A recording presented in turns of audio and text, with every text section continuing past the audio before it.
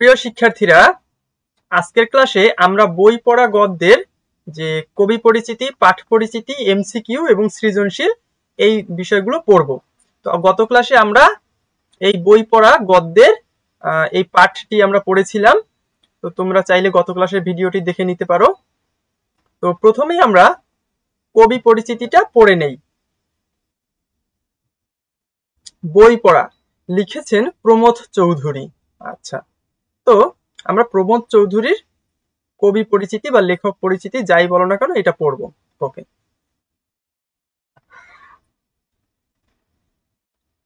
Pramatha Chowdhury 7ই August 1868 সালে যশোরে জন্মগ্রহণ করেন। ওকে, তার পৈতৃক নিবাস ছিল পাবনা জেলার হরিপুর গ্রামে। তার শিক্ষা জীবন ছিল অসাধারণ কৃতিত্বপূর্ণ। আচ্ছা, এটা একটু ভালো করে পড়ে রাখবে যে কি প্রমথ চৌধুরী কত সালে? 7ই আগস্ট 1868 সালে কোথায়? যশোরে জন্মগ্রহণ করেন। ঠিক আছে, তার পৈতৃক নিবাস ছিল পাবনা জেলায়। কোথায় ছিল? পাবনা জেলায় হরিপুর গ্রামে। তার শিক্ষা জীবন ছিল অসাধারণ কৃতিত্বপূর্ণ। তিনি 1890 সালে কলকাতা বিশ্ববিদ্যালয় থেকে ইংরেজি সাহিত্যে প্রথম শ্রেণীতে এমএ ডিগ্রি লাভ করেন। তার মানে জন্ম হচ্ছে 1868 সালে আর এমএ পাস করেন 1890 খ্রিস্টাব্দে, তাই তো? মাত্র 22 বছর বয়সে মোস্ট প্রবাবলি। পরে ব্যারিস্টারি পড়ার জন্য বিলেত যান। বিলেত থেকে ফিরে এসে ব্যারিস্টারি পেশায় যোগদান না করে কিছুকাল ইংরেজি সাহিত্যে অধ্যাপনা করেন এবং পরে সাহিত্য চর্চায় মনোনিবেশ করেন। তার সাহিত্যিক ছদ্মনাম ছিল বীরবল। তার সাহিত্যিক ছদ্মনাম কি? বীরবল। আচ্ছা, এটা একটু হাইলাইট করে দিই তোমাদের জন্য। ঠিক আছে, তার সাহিত্যিক ছদ্মনাম বীরবল। তার সম্পাদিত সবুজপত্র বাংলা সাহিত্যে চলতি ভাষারীতি প্রবর্তনে অগ্রণী ভূমিকা পালন করে। ওকে, বস্তুত তারই নেতৃত্বে বাংলা সাহিত্যে নতুন গদ্যধারা সূচিত হয়।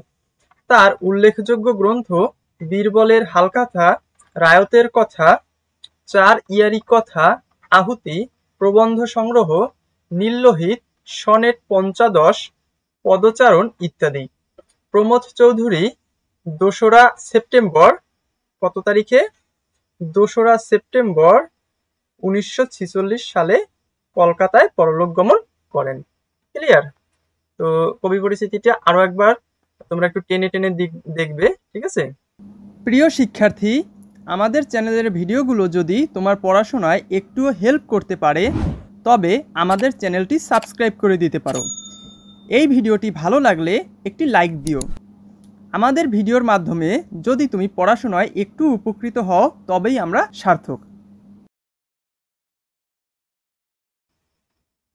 এরপরে আমরা গদ্যটা তো পড়েছি, তাই সোজা চলে যাব পাঠ পরিচিতিতে, তাই তো? আচ্ছা, পাঠ পরিচিতিটা পড়ে নিই।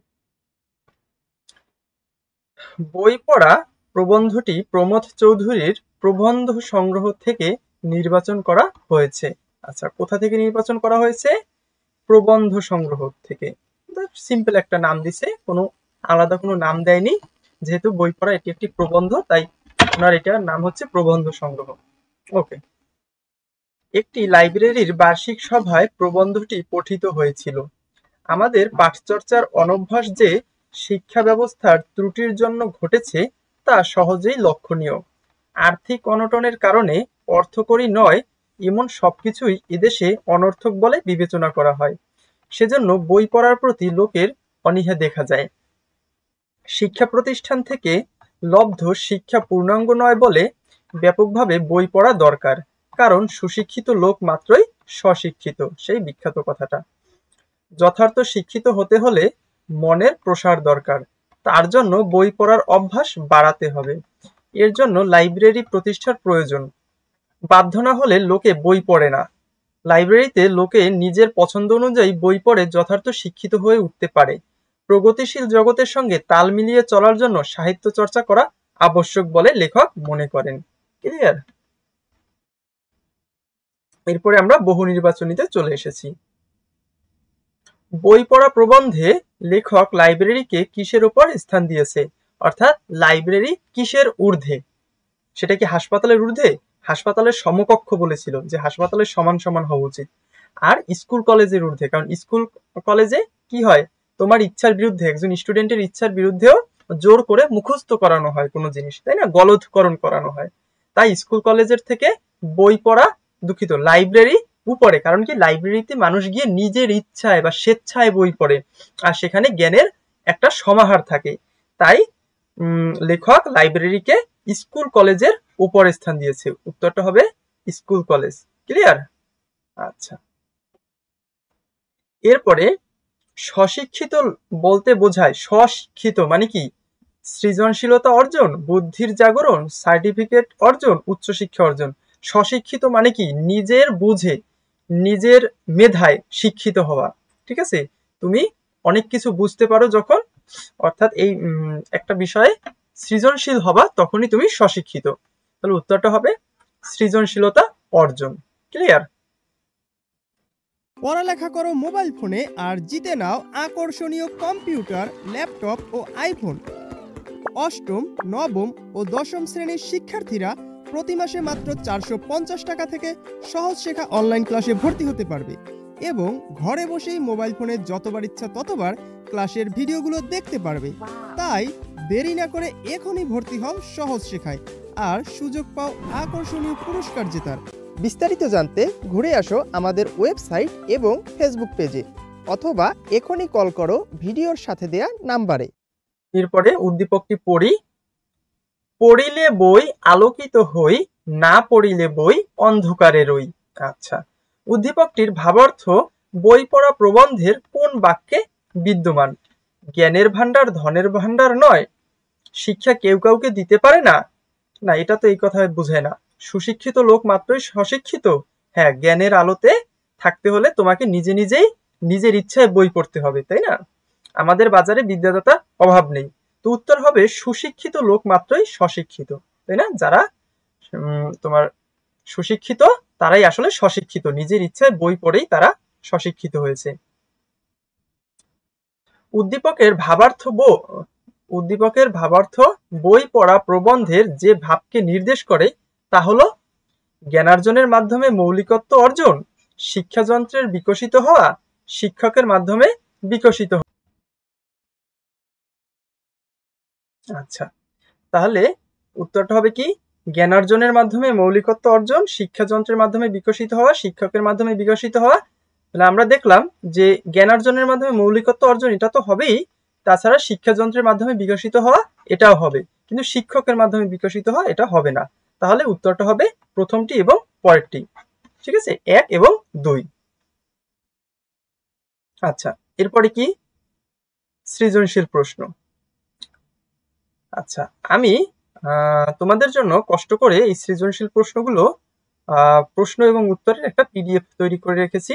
চলো আমরা সেই পিডিএফটি ওপেন করি এবং সেখান থেকেই এটা পড়ি। বই পড়া প্রবন্ধের সৃজনশীল প্রশ্ন ও উত্তর। জাতীয় জীবনধারা গঙ্গা যমুনার মতোই দুই ধারায় প্রবাহিত। এক ধারার নাম আত্মরক্ষা বা স্বার্থ প্রসার, আরেক ধারার নাম আত্মপ্রকাশ বা পরমার্থ বৃদ্ধি। একদিকে যুদ্ধ বিগ্রহ, মামলা ফ্যাসাদ প্রভৃতি কদর্য দিক, অপরদিকে সাহিত্য, শিল্প, ধর্ম প্রভৃতি কল্যাণপ্রদ দিক। একদিকে শুধু কাজের জন্য কাজ, অপরদিকে আনন্দের জন্য কাজ। একদিকে সংগ্রহ আর একদিকে সৃষ্টি। যে জাতি দ্বিতীয় দিকটির প্রতি উদাসীন থেকে শুধু প্রথম দিকটি সাধনা করে, সে জাতি কখনো উঁচু জীবনের অধিকারী হতে পারে না। ওকে, প্রথম দিকটি ছিল কি? আত্মরক্ষা, স্বার্থ প্রসার। ঠিক আছে, আর একটা হচ্ছে আত্মপ্রকাশ বা পরামর্শ বৃদ্ধি। একটা ছিল যুদ্ধ বিগ্রহ, মামলা ফ্যাসাদ, আর একটা হচ্ছে সাহিত্য, শিল্প, ধর্ম প্রভৃতি। তাই তো, একটা হচ্ছে শুধু কাজের জন্য কাজ, আর একটা হচ্ছে আনন্দের জন্য কাজ। তাহলে বুঝাইতেছে শুধু প্রথম দিকটি সাধনা করে সে জাতি কখনো উঁচু জীবনের অধিকারী হতে পারে না। ঠিক। 1 নম্বর সৃজনশীল প্রশ্নের উত্তর। ভারে ও ভবানী অর্থ কি? ভারে ও ভবানী অর্থ হচ্ছে রিক্ত, শূন্য বা খালি। প্রাক্তন প্রধানমন্ত্রীর একটা ডায়লগ ছিল না, রিক্ত আমি সিক্ত আমি, দেবার কিছু নাই, আছে শুধু ভালোবাসা, দিয়ে গেলাম তাই। ছেলেপেলেরা আবার এটা নিয়ে ট্রোল করে। আচ্ছা, সে যাই হোক। তাহলে ভারেও ভবানী অর্থ হচ্ছে কি? রিক্ত, শূন্য বা খালি। অন্তর্নিহিত শক্তি বলতে কি বোঝানো হয়েছে?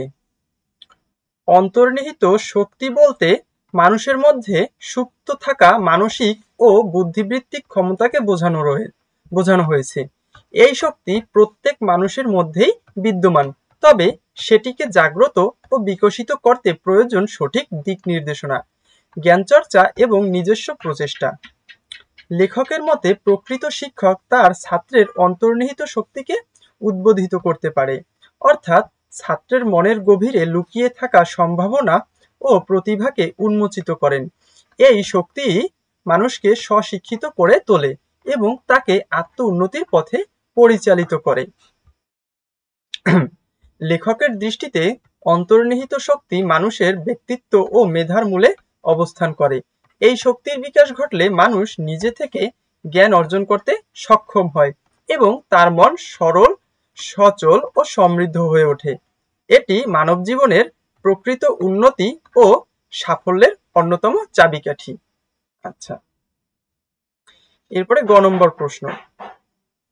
উদ্দীপকে বর্ণিত প্রথম দিকটি বই পড়া প্রবন্ধের যে দিকটিকে ইঙ্গিত করে তা ব্যাখ্যা করো। উদ্দীপকে বর্ণিত জাতীয় জীবনধারার প্রথম দিকটি যা আত্মরক্ষা বা স্বার্থ প্রসারের দিকে ইঙ্গিত করে তা প্রমথ চৌধুরীর বই পড়া প্রবন্ধের সেই দিকটির সঙ্গে সঙ্গতিপূর্ণ, যেখানে লেখক জাতীয় জীবনের কদর্য ও একপাক্ষিক দৃষ্টিভঙ্গির সমালোচনা করেছেন। প্রবন্ধে লেখক উল্লেখ করেছেন, বর্তমান সমাজে শিক্ষার প্রতি দৃষ্টিভঙ্গি হয়ে উঠেছে অর্থলাভ ও জীবিকার উপযোগিতার দিকে কেন্দ্রিত। মানুষ কেবল উদরপূর্তির জন্য জ্ঞান আহরণ করে এবং সাহিত্য চর্চার মতো সৃজনশীল ও আত্মার আনন্দদায়ক কাজগুলো থেকে উদাসীন থাকে, তাই না? শুধুমাত্র কি মানে পেটে তো খাবার দিতে হবে, রিজিকের জন্য শুধু কাজ করে যায়, কিন্তু বই পড়েও যে একটা আনন্দ লাভ করা যায়, জ্ঞান লাভ করা যায়, সেই দিকে মানুষ উদাসীন, মানে সেগুলো করে না।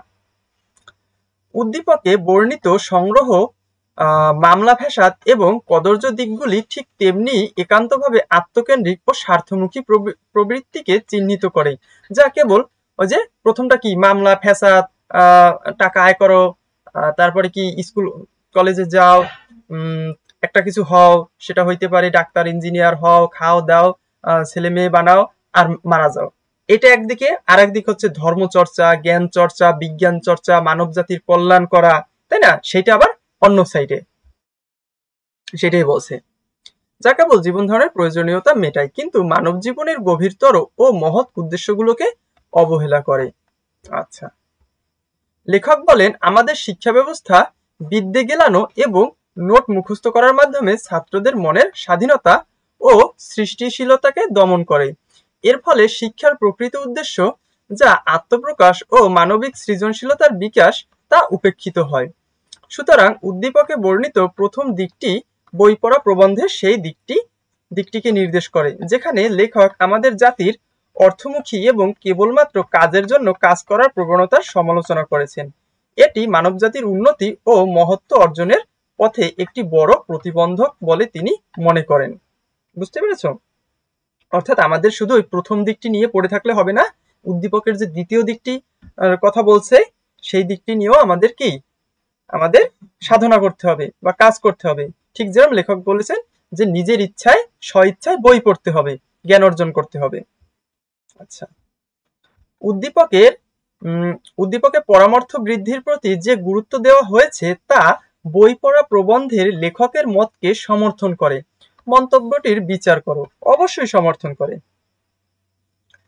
উদ্দীপকে পরামর্শ বৃদ্ধির প্রতি যে গুরুত্ব দেওয়া হয়েছে তা বই পড়া প্রবন্ধের লেখকের মতকে সমর্থন করে।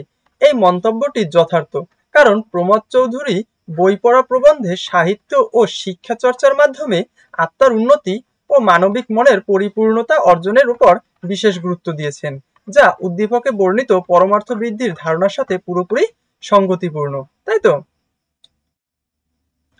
উদ্দীপকে পরমার্থ বৃদ্ধি বা সৃষ্টির প্রতি যে গুরুত্ব দেওয়া হয়েছে তা মানব জীবনের সৃজনশীলতা, আনন্দময় এবং মহৎ দিকগুলোকে তুলে ধরে। এটি এমন একটি জীবনাদর্শন যেখানে কাজের উদ্দেশ্য শুধু আত্মরক্ষা বা বাহ্যিক প্রয়োজনে সীমাবদ্ধ থাকে না, বরং অন্তর্দৃষ্টি ও আধ্যাত্মিক উন্নতির মাধ্যমে নতুন এক আধ্যাত্মিক উচ্চতা লাভ করা হয়। বই পড়া প্রবন্ধে লেখক বলেন, সাহিত্যের চর্চা শুধু জ্ঞানের একচেটিয়া অর্জন নয়, বরং এটি মানুষের মনের গভীরতা, শক্তি, সৃজনশীলতা এবং মহত্বকে জাগ্রত করে। লেখক বলেন যে সাহিত্যের প্রকৃত সুফল যে জাতির মনের উন্নতি ও আত্মার পূর্ণতা আনে তা অপরিহার্য। সাহিত্য চর্চা বা বই পড়া কোনো একক উদ্দেশ্য বা জীবিকার জন্য নয়। এর মূল লক্ষ্য হলো মানুষের মন ও আত্মাকে সমৃদ্ধ করা, যা তাকে জীবনের একটি উচ্চতর অর্থের সন্ধানে পরিচালিত করে। লেখক বলেন যে এজন্যই লাইব্রেরির গুরুত্ব বাড়াতে হবে, কারণ সেখান থেকে একমাত্র মানুষের আত্মিক পরিপূর্ণতা অর্জন সম্ভব। এখানে পরমার্থ বৃদ্ধির দিকে যে দৃষ্টি নিবদ্ধ করা হয়েছে তা প্রমোদ চৌধুরীর প্রবন্ধের মূল বার্তার সাথে একমত। তিনি সাহিত্যের মাধ্যমে মানব মনের পরিপূর্ণতা, উন্নতি ও আত্মবিশ্বাসের কথা বলেছেন, যা কেবল বাহ্যিক বা অর্থপ্রধান জীবনের দিকে মনোনিবেশ না করে মানুষকে তার গভীর অন্তরের দিকে আকৃষ্ট করে। তাই এই মন্তব্যটি সঠিকভাবে প্রমোদ চৌধুরীর মতকে সমর্থন করে, যেখানে পরমার্থ বৃদ্ধির প্রতি গুরুত্ব দেওয়া হয়েছে। তাহলে বুঝতে পারছো? আচ্ছা, যদি না বুঝে থাকো তাহলে আবার একটু প্রথম থেকে দেখবে, প্রয়োজনে ভিডিওটি পজ করে করে বোঝার চেষ্টা করবে। ঠিক আছে, এই ক্লাসটা এ পর্যন্তই।